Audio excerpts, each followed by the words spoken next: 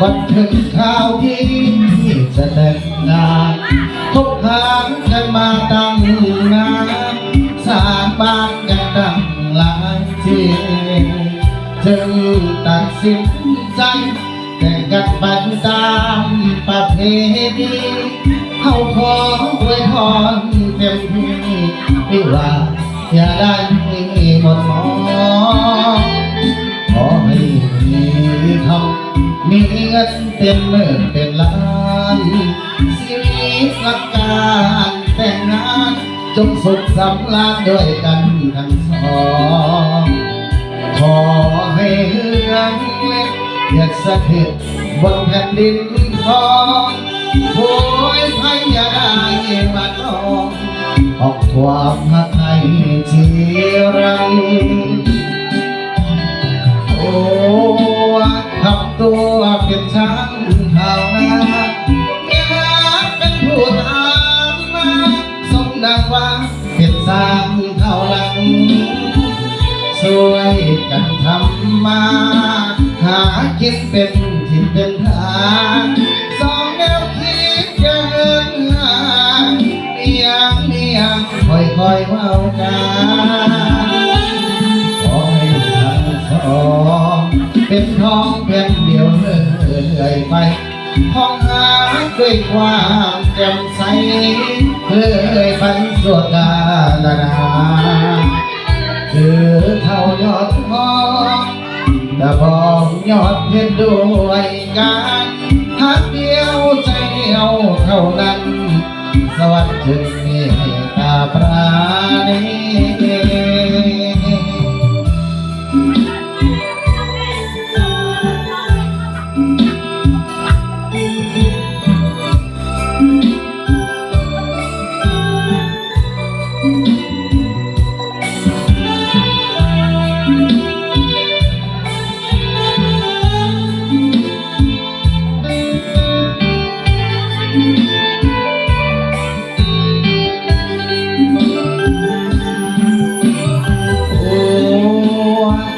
ตัวมันสร้างเท่านั้นเนี่ยเป็นผู้นำมาสมดังว่าเป็นสร้างเท่านั้นช่วยกันทำมาหากินเป็นทิพย์เป็นทางสองแนวคิดจะเห็นห่างเมียค่อยเว้ากันขอให้ทั้งสอง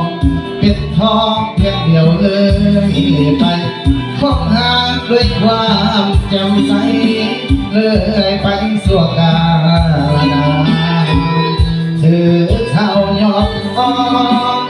กระบองยอดเพียงด้วยกัน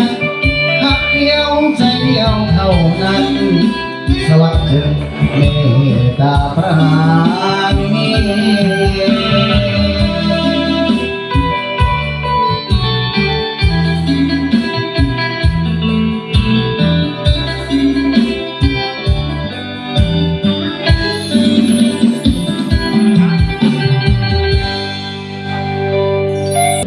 ล็อกไปโดดไปเลยสำหรับบรรยากาศจุดเขาต้องแท็กเอาได้ประเดี๋ยวมือสันวันดีเมื่อชีวันชอบมือประกอบวันงามวันวิวาห์มงคลระวัง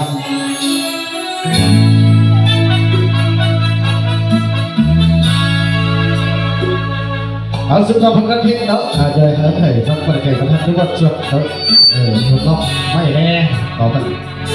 มันไก่บริเตอร์เปิด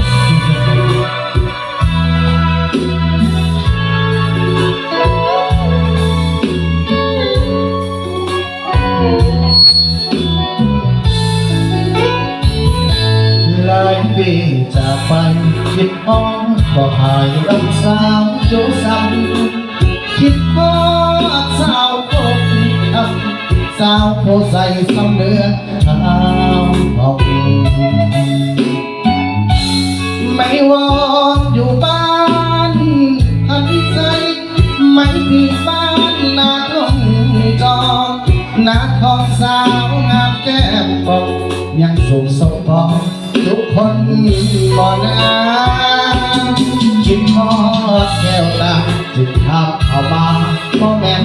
ทะเลอยากขอมานั่งแงสาวสีแพรไม่ชอบน้องลาใส่เด้สาวบ้านนี้สุขอย่าให้อายคู่สอนนาเวียงนางกันเจอหน้าจะมาเยี่ยมยาแวะกินข้าวกันบ้านนาเล็กอยู่สองเรียบฝั่งน้ำสาเห็นสาวลงอาบน้ำในฟ้าสีขามยามมาจอนส่งวิทามน้ำซับน้องยังเวียดนามสยามสาวขาดเดินพัดทองมาสายอย่าลืมเธอไอ้น้องสาวพันก่อนจากน้องไปเอิ้นสักความใจผมลาก่อนนะบ่โดนอายจะกลับมาหน้าสักการอย่าลืมทำมาสาวหน้าน้องบัวขับมงน้องขับส่งอายคืนนั้นถึงแม้หลายปีคนผ่านสับเปลี่ยนน้องนั้นอายยังบ่เลย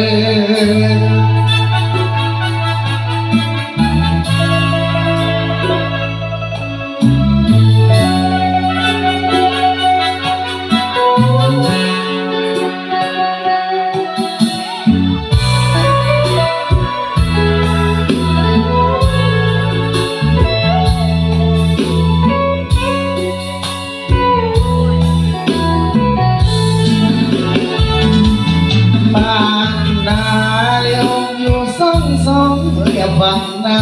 ำสามเห็นสาวลงอาบน้ำในฟ้าสีขาว